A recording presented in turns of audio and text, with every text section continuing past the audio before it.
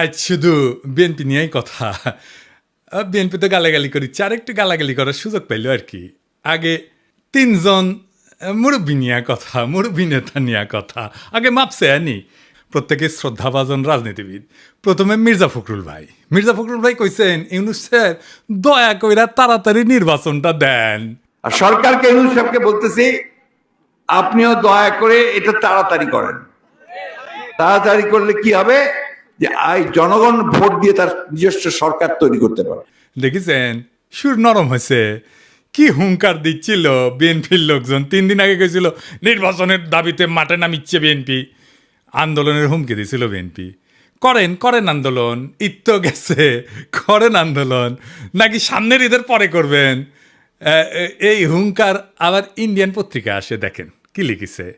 Vote কবে পরিষ্কার বলুন, বাংলাদেশ যেন গাজা না হয়। সংস্কারের দোহাই দিতেই ইউনূসকে তোপ বিএনপির সাফ কথা। এদেশের মানুষ নিজস্ব সরকার দেখতে চায়। দেখি যাও ইন্ডিয়ান পত্রিকায় কি হেডিং দিছে। ইন্ডিয়ানদের নির্বাচন নিয়ে তো কুরকুরে নি কেন বলেন তো? আমরা যদি আমাদের আক্কেল কাজে লাগাই, ইন্ডিয়া জিন্দেগিতে এমন কিছু বলবে না বা এমন কিছুতে সাপোর্ট করবে না যাতে বাংলাদেশের মানুষের ভালো হবে। ইন্ডিয়ানরা যা বলবে ঠিক তার উল্টা দিকে দাঁড়াবেন। ইন্ডিয়া যদি বলে না নির্বাচন এখন তা ঠিক হবে না, প্রফেসর ইউনূসের সরকার আরও থাকুক, আপনি তখনই কবেন প্রফেসর ইউনূসের পদত্যাগ চাই, প্রফেসর ইউনূস ক্ষমতা ছাড়ো, বুঝাও। রাজনীতি কালে খুব জটিল কিছু না। ইন্ডিয়া যা কবে তার উল্টা দিকে আমাদের মঙ্গল। আর বাংলাদেশের কারো কথা যদি ইন্ডিয়ার সাথে সবসময় মিলে যায় তাহলে বুঝবেন ওই হালায় কলকাতা হারবাল খাইছে, হালা ইন্ডিয়ান মাল। মির্জা ভাই ইঙ্গা করে কলে তো হবি না, আপনাকে না গান গাওয়া লাগবি, গান গেয়ে কওয়া লাগবি। একটা গান বানিয়েছি শুনবেন, হ্যাঁ বাড়িতে না প্র্যাকটিস করে মাইকের সামনে গাবেন। আমরা খুব ফাইন হয়েছে মির্জা ভাই, শুনবেন, শুনেন। নির্বাচন, আহা নির্বাচন, নির্বাচন চাই নির্বাচন, তা না হলে ইউনূস যাবে নির্বাসন। দিতে হবে নির্বাচন এই ডিসেম্বরে, তা না হলে আন্দোলন রাজপথে ঘরে ঘরে। আর নয় আন্দোলন রোজা ঈদের পরে, এবার হবে ঠিক ডিসেম্বরে নির্বাচন, আহা নির্বাচন। এইবার আসেন দেখি বিএনপি কেমনে ইন্ডিয়ান পয়েন্ট ফেরি করে, সেটাই না দেখি।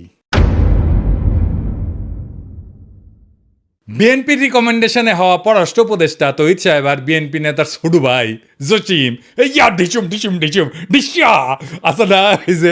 এডিটার সাহেব এটা দেখান না এই জসিমের ম্যাচ পিট মেলা দিন দেখি না, এটা দেখান না।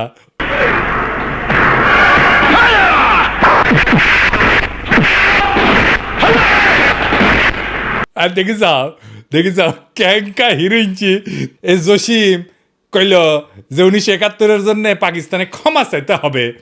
তো এটা তো আমি আর ইন্ডিয়ান বয়ান। তো এই পানি পড়া সে কই থেকে আসিছে? ইন্ডিয়া থেকে আসিছে, তাই না? সে একই পানি পড়া মির্জা ফখরুল সাহেব পাইছেন, দেখেন উনি কি বলেন। পাকিস্তান সেনাবাহিনী সেই হত্যাযজ্ঞ করেছিল, তার জন্য আজ পর্যন্ত কিন্তু ক্ষমা চায় নাই। গণহত্যা করেছিল, লক্ষ লক্ষ মানুষকে হত্যা করেছিল, তার জন্য পাকিস্তান এখন পর্যন্ত কিন্তু বাংলাদেশের কাছে ক্ষমা প্রার্থনা করে নাই। উনি মনে করেন পাকিস্তান ক্ষমা চায় নাই, অথচ আমরা জানি তিনবার রাষ্ট্রীয়ভাবে পাকিস্তান ক্ষমা চেয়েছে। একবার মন্ত্রী পর্যায়ে, একবার প্রধানমন্ত্রী পর্যায়ে, আরেকবার রাষ্ট্রপতি পর্যায়ে। তো উনি তো বাংলাদেশ সরকারের মন্ত্রী ছিলেন, সে সময় ওনার মনে হয় নাই যে ওনার পাকিস্তান তো ক্ষমা চায় নাই। এখন কেন বলেন? কারণ ইন্ডিয়া বুঝেছে আমরা তোমার ক্ষমতা টেনে দিচ্ছি, এমনি তো হবে না, খরচাপাতি আছে। আওয়ামী লীগ যে সার্ভিস দিত সেটা দাও। কি সার্ভিস? জাহাপনা। মির্জা ফখরুল কইছে পাকিস্তানকে বাম্বু দিবা, ইন্ডিয়া কইছে, তো উনি বাম্বু দিলেন। আচ্ছা এবার বলেন তো এই দল পাকিস্তানের সাথে স্বাভাবিক সম্পর্ক করতে পারবে? ইন্ডিয়া যে ফ্যাসিবাদ চালাইলো কোনোদিন কইছে বিএনপি ইন্ডিয়া ক্ষমা চাইতে? নাকি বলবে জিয়ারে তো খুন করেছে তাই না? এটা কোনোদিন বলিছে? বলে নাই। কিন্তু ইন্ডিয়া আমাদের বন্ধু দেশ বলতে বলতে মুখে ফেনা তুলে ফেলিছে। দেখেন ভারত আমাদের প্রতিবেশী, সবচেয়ে বড় প্রতিবেশী, আমাদের বন্ধু। আমাদের যুদ্ধের সময় 1971 যুদ্ধের সময় আমাদের সহযোগিতা করেছিল। আমরা ভারতের কাছে সবসময় প্রত্যাশা করি যে ভারত বাংলাদেশের মানুষের পাশে দাঁড়াবে।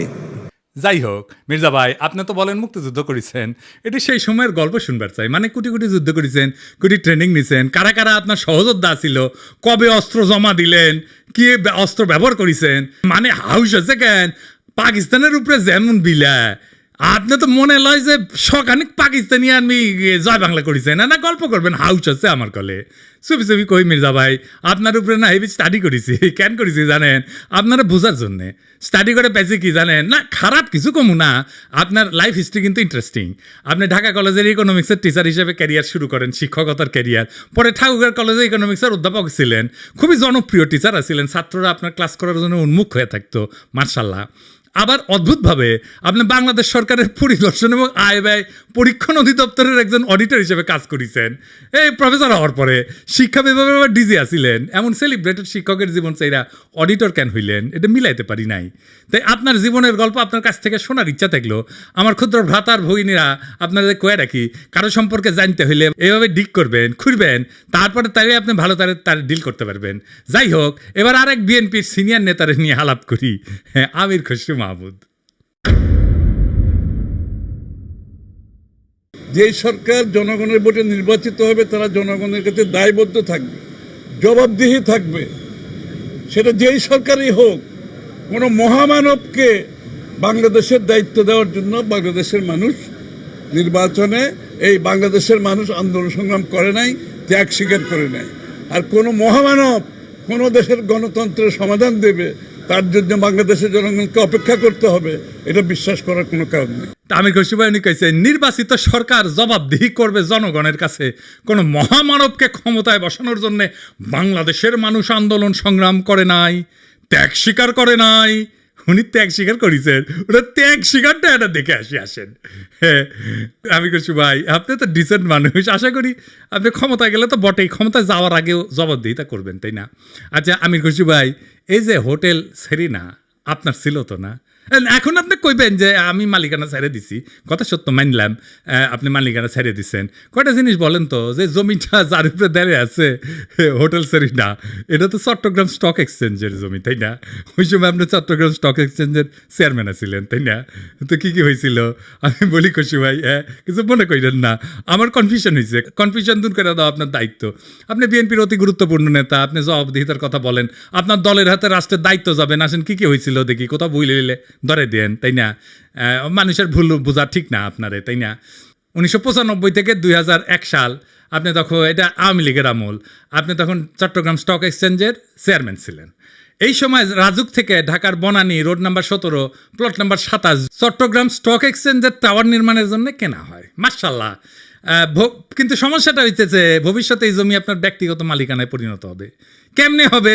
এটা বিশাল স্টাডির ব্যাপার, মেলা সময় লাগিছে কলে, এমন কঠিনভাবে এটা খাইছেন আপনি, মাশাআল্লাহ, জটিলভাবে খাইছেন কলে আপনি। এটা আপনার আমার স্যালুট জানানো লাগে। যদি এরকম জমি জমার লোভ টোপ থাকলে হইনি না, আমি গেল আপনার ছাত্র হইলাম নি। কি চমৎকার ভাবে যে আপনি খাইছেন এটা। তো জমিটা পাইছেন, রেজিস্ট্রেশন হয়নি এখনো রাজুক থেকে। তো 25শে সেপ্টেম্বর 1999 সালে 74তম বোর্ড মিটিংয়ে চট্টগ্রাম স্টক এক্সচেঞ্জে সিদ্ধান্ত হয় যে প্লটটা ডেভেলপারকে দেবেন। ডেভেলপারটা ঠিক করে ফেলেন, আপনার নাম হচ্ছে গোলাম সারোয়ার। মুশকিলটা হইতেছে উনি আপনার ভগ্নিপতি। তখন প্লটের রেজিস্ট্রেশনই হয় না। রেজিস্ট্রেশন হওয়ার আগে আইনত আপনি ডেভেলপার নিয়োগ দিতেই পারেন না। আপনি ডেভেলপারকে নিয়োগ দেন ওই মিটিংয়েই, এটা একটা প্রক্রিয়ার লঙ্ঘন, কারণ এটা তো আপনার ব্যক্তিগত প্রতিষ্ঠান না। 19 জানুয়ারি 2000 সালে রাজুকের সাথে রেজিস্ট্রেশন হয় আপনার চট্টগ্রাম স্টক এক্সচেঞ্জের। আপনি চেয়ারম্যান থেকে নিজের ভগ্নিপতিকে ডেভেলপারের দায়িত্ব দিতে পারেন? হ্যাঁ, আপনি মুরব্বী মানুষ, জিজ্ঞেস করলাম আর কি। মানে ধরেন আমি যদি কখনো চট্টগ্রাম স্টক এক্সচেঞ্জের চেয়ারম্যান হই, আমি কি আমার ভগ্নিপতিরে স্টক এক্সচেঞ্জের জমিতে বিল্ডিং বানানোর জন্য ডেভেলপার হিসেবে নিয়োগ দিতে পারবো নাকি পারবো না? এটা কয়া দিলেন আর কি, এনে শুনলাম মুরব্বী মানুষ না। আচ্ছা, এইবার 15 নভেম্বর 1999 75তম বোর্ড মিটিং, মানে একটা পরেই আর কি, এখানে সিদ্ধান্ত হয় যে গোলাম সারোয়ারের সঙ্গে চুক্তি হবে যে চট্টগ্রাম স্টক এক্সচেঞ্জকে উনি বেসমেন্ট এবং 5টা ফ্লোর দেবেন, মানে 6টা আর কি।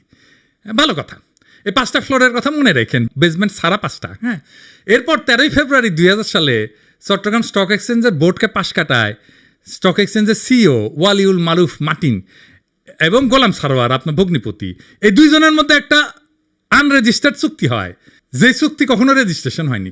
আপনি আগে বোর্ডের মিটিংয়ে ডিসিশন নিয়েছিলেন 5টা দিবেন ফ্লোর, এইখানে আপনি লিখলেন 4টা ফ্লোর দিবেন, এটা কমে গেল আর কি।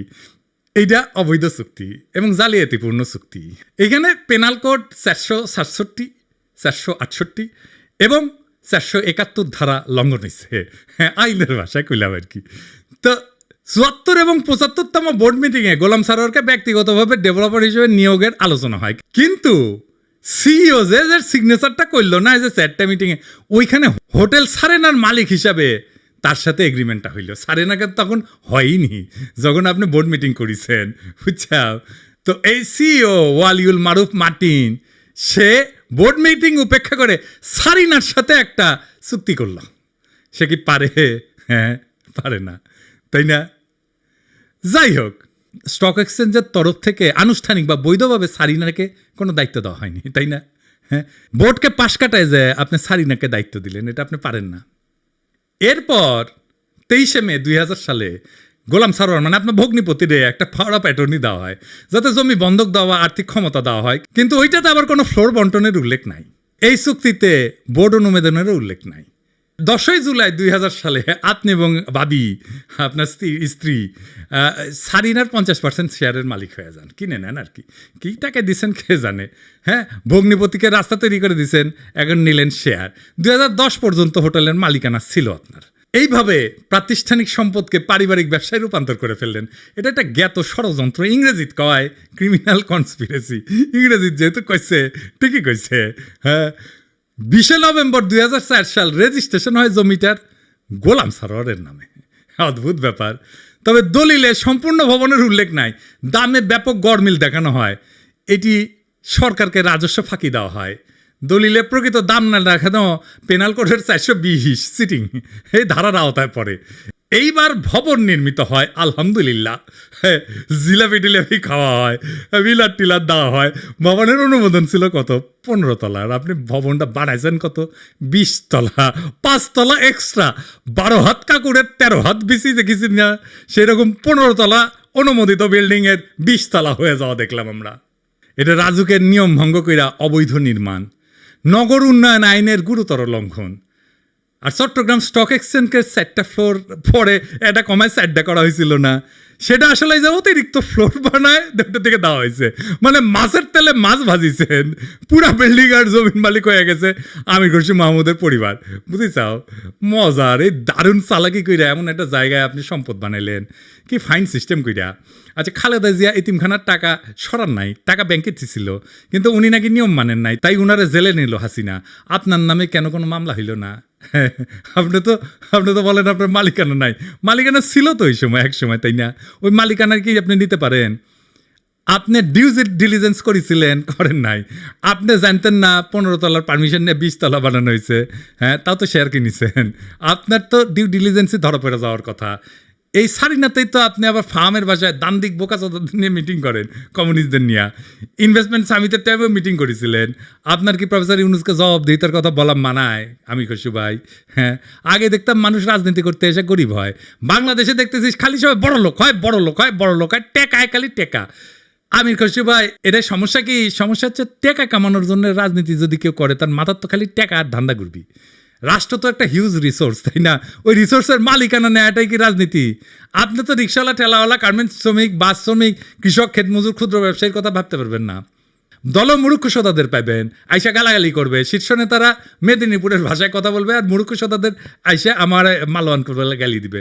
সব আর্কাইভ করা আছে। ইলেকশনের আগে গালির কোলাস কইরা কোন নেতার সাথে ওই মূর্খ সদা ছবি তুলিছে সেগুলো দিয়ে এপিসোড বানাবনি, মিলিয়ন মিলিয়ন দেখে দেখবি, ফ্রি ক্যাম্পেইনে করে দিব। আমি কিছু ভাই, আমি তো আমার শেষ হয়নি কথা, এটা কেস স্টাডি লিখেছি আপনার সারিনা কেলেঙ্কারি নিয়া। এই কিচ্ছা একাডেমিয়াতে ঢুকাই দেবো, খালি আওয়াজ দিচ্ছি না, আমার কথাবার্তা হয়ে গেছে কলে ফাইনাল। কেস স্টাডির নাম দিচ্ছি কি জানেন? The hotel Sarina controversy, conflict of interest and abuse of power in Bangladesh. এটা মেলা জায়গাত পড়ানো হবি, এটা কর্পোরেট গভর্নেন্সে পড়ানো হবি, কনফ্লিক্ট অফ ইন্টারেস্টে পড়ানো হবি, ম্যানেজমেন্টে পড়ানো হবি, পলিটিক্যাল সায়েন্সে পড়ানো হবি। কোনটি না, কতগুলো জায়গায়। আরও দিন সাথে যাবি ফাইনাল করার জন্যে, আপনি বিখ্যাত হয়ে যাবেন। কইছিলাম না আমাকে লেরো না, হ্যাঁ কাকে লেরতে কাকে লেরে ফেলেছেন এবার মির্জা আব্বাস ভাই। মির্জা আব্বাসে ভাবিছিলাম কিছু কমু না, এরে ওরে দিয়া মেসেজ পাঠায়, আমি যেন আর কিছু না কই, আমি যেন তারা না ধরি। আবার নিজে তার দলের কর্মীদের লালায় দেয়, কয় নাকি সোজা হয়ে যাব। শুনেন। আপনার ফেসবুক চালান নাকি? চালান? জবাব দেন না কেন? জবাব নাকি ফেসবুকের মধ্যে উল্টাপাল্টা কথা রাখে, জবাব দিয়ে দিয়ে এগুলাতে সোজা হয়ে যাবে। মিথ্যা কথা বলবেন, অপপ্রচার করবেন, অপকথা বলবেন, কথা বলবেন, কুকথা বলবেন, একটা মানসিক চরিত্র হরণ করবেন, এগুলো কি ভাই? আমরা রাজনীতি ছেড়ে দেবো, আপনারা একটু দেশে আসেন। আপনাদের অনেক জ্ঞান, আপনাদের অনেক বুদ্ধি, আপনাদের জ্ঞান বুদ্ধি আমাদের অনেক প্রয়োজন। আপনারা দয়া করে দেশে আসেন, বুদ্ধি দেন, কথা বলেন, কাজ করেন, মেনে নেব। আমরা রাজনীতি করবো না, আপনারা আসেন না। দেশে আসেন, দেশে আসেন, এই কথাটা আপনার দলের ভারপ্রাপ্ত চেয়ারপারসনরা কইতে পারেন না? আমি কি দেশে গেলে আমরা প্রাইম মিনিস্টার বানাবেন? ভারপ্রাপ্ত চেয়ারম্যানরা তো প্রাইম মিনিস্টার বানাবেন, আমারও তো বানাবেন না। দেশে আমারে ডাকেন কেন? উনারে ডাকেন। কয়দিন আগে কইছিল না সংস্কার করলে ছুঁড়ে ফেলে দিবি, আবার কি কইছে? আমি কখনো কই নাই। 2 দিনে কথা ঘুরে ফেলছে। কে সোজা হয়ে যায় দেখি চাও কে সোজা হয়। হ্যাঁ, দেশে দাগ ইচ্ছে যে ভাবিচ্ছে যে দেশে গেলে দাবরানি দিবি, আমার দাবরানি কেমনে দিবি জানেন? এই যে তার দলের নেতা স্কুল শিক্ষকের কলজা টেনে ছিঁড়ে ফেলাতে চায়, দেখি চাও। টানি ছিঁড়ি ফেলবো, একবারে টানি ছিঁড়ি ফেলবো তোমার। সেনো তুমি, সেনো চলো, তোমার খারাপ খুব আমাদের একবারে নিশ্চিন্ন করে দেবো তোমার। কি কথা বলো তুমি? সেনো বিবি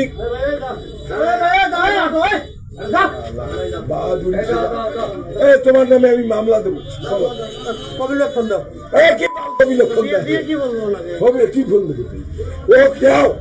আমি থানা দেয়া, আমি ওখানে ইসরায়েল লিখবো, লিখি ওকে অ্যারেস্ট করে দিয়ে তারপরে আমি আসবো।